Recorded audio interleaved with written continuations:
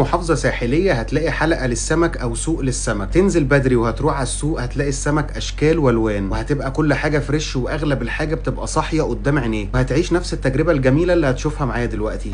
هي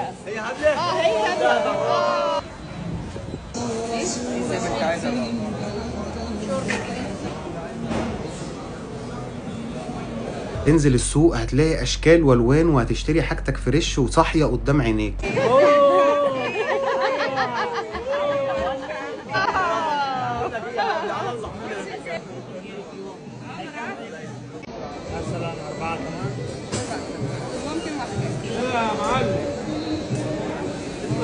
So whenever you come to this fish market, you go and you buy all of your seafood that you want, and then you come to the restaurant side and they cook it for you.